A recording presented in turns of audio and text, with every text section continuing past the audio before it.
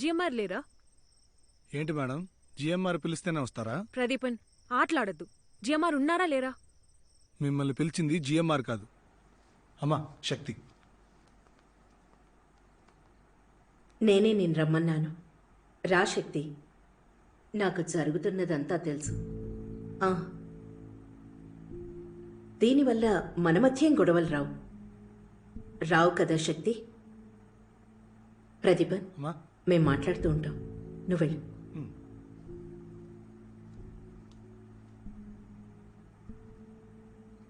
శక్తి, ఏంటి నీరసంగా కనిపిస్తున్నావు? రా, తింటూ మాట్లాడుకుందాం. నీకు ఇష్టమని బంగాళదుంపలు వండించమన్నానే, ఎక్కడుంది?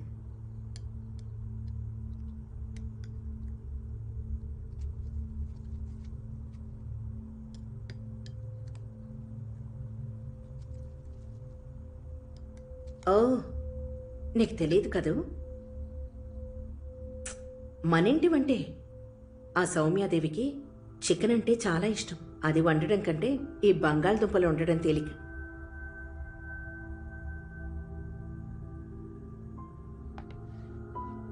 తిను.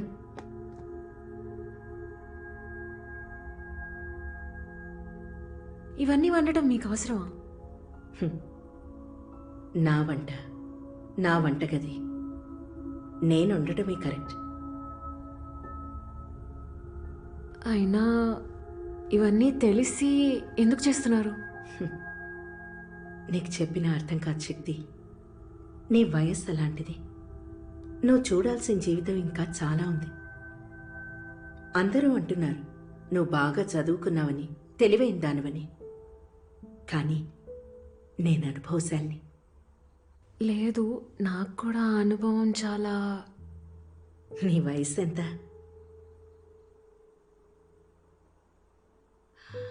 నీ వయసులో నేను పడ్రాని పాటలు పడ్డాను. నా సొంత మేనమామ నా 9 ఏళ్ల వయసులో నన్ను పెద్ద ఆయనకి అమ్మేశాడు. ఆయన నా 4 ఏళ్ల బిడ్డతో నన్ను నడి రోడ్డు మీద వదిలేశాడు. ఆ దిక్కుతోచిన స్థితిలో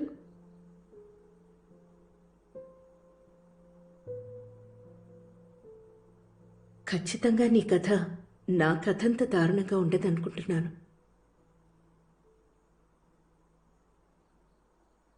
19 ఏళ్ల వయసప్పుడు జయమార్ని కలిశాను. ఈ రోజుకి గుండెల్లో పెట్టుకుని ప్రేమగా చూసుకుంటున్నారు. దిక్కులేని నాకు దేవుడై వరమిచ్చారు. నన్ను, నా బిడ్డను మనసారా స్వీకరించారు.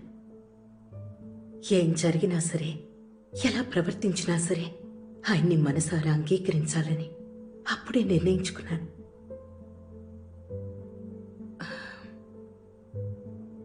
ఆయన జీవితంలో నీ స్థానం ఏంటో నీకు తెలుసా? మళ్ళీ ఆయనతో సినిమాలు చేస్తాననే కదా కాంట్రాక్ట్లో సైన్ చేసింది. మరి ఆయన నిన్ను తీసేయాల్సిన అవసరం ఏమొచ్చింది? నువ్వేమన్నా స్పెషలా? నిర్మోహమాటంగా అదేదో నా మొహం మీదే చెప్పొచ్చు కదా. నీకు ఇబ్బందిగా ఉంటుందని ఆయన చెప్పుండరు. నేను అపార్థం చేసుకున్నాను కదా. ఆయన నిన్ను గౌరవిస్తున్నారు శక్తి. ఆ గౌరవాన్ని నువ్వు నిలబెట్టుకో. అయినా ఇదంతా నాతో ఎందుకు చెప్తున్నారు? నా భర్త మారకపోవచ్చు, కానీ పరిస్థితులు మారచ్చుగా. ఇవాళ నువ్వు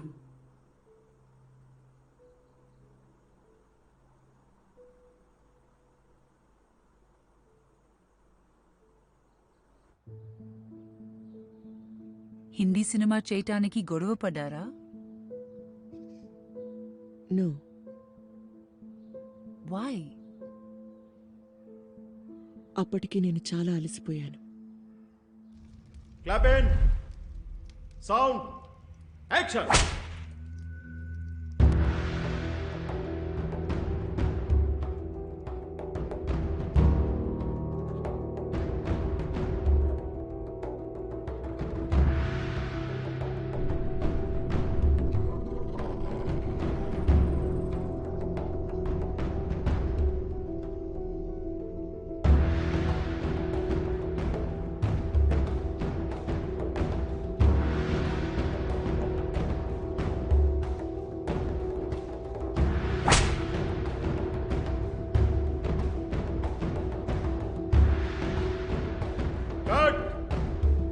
Lights on.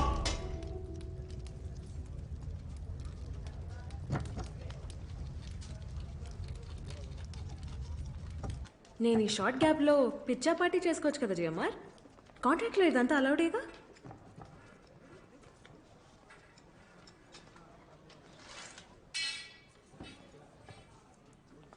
నన్ను పరిహారం చెల్లించమంటున్నావా శక్తి? నేను మాట్లాడిన దాంతో సరిపెట్టుకుంటాను. ప్రదీపన్ గారి వాళ్ళు ఏదో ఇస్తానని చెప్పారే. పైగా నాకు ఖర్చు కూడా ఎక్కువగా ఉంది. అమ్మ కూడా. నీకేం కావాలో చెప్పు.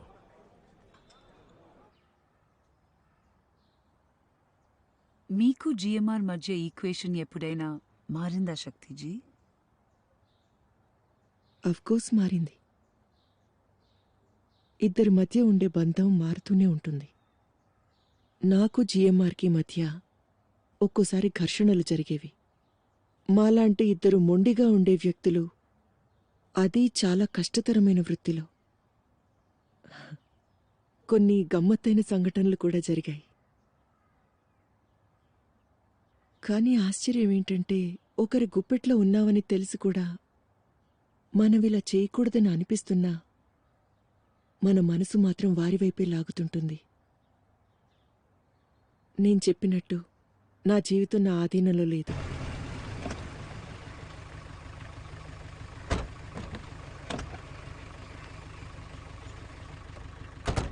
ప్రొఫెసర్ తనికాచలం, అయ్యా మీరా? స్టేట్ ర్యాంక్ వచ్చిన శక్తి శేషాద్రికి క్వీన్ విక్టోరియా కాలేజీలో సీట్ ఇవ్వనని చెప్పారట.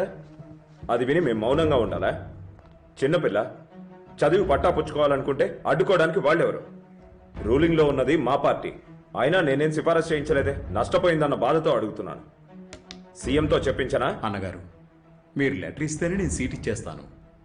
అలాంటిది డైరెక్ట్గా వస్తే ఎంత ముఖ్యమో నాకు తెలీదా? కానీ శక్తికి 2 ఏళ్ళు గ్యాప్ వచ్చింది. అలాగా? ఏది? అలాంటి చట్టం ఒకటి ఉందని చూపించండి, ఒప్పుకుంటాను. తను పీజీ కోసమేగా సీట్ అడుగుతోంది, ఇవ్వండి. సార్, మీరు బాధ్యత గల అధికారి. మీ ఆధీనంలోనే కదా మద్రాసులో ఉన్న కాలేజీలోనే ఉంది. సార్, క్వీన్ విక్టోరియా తప్ప Madras university, Edwin Ross, KT, HET, Kamakshi college, ఇలా ఏ కాలేజీలో కావాలన్నా చెప్పండి, వెంటనే సీట్ ఇప్పిస్తాను. వీసీ సార్, శక్తి అన్నిటిలోనూ నంబర్ 1 అమ్మాయి. శక్తికి నంబర్ 1 కాలేజే కావాలి. సీట్ ఇవ్వగలరో లేదో వెంటనే కనుక్కొని చెప్పండి.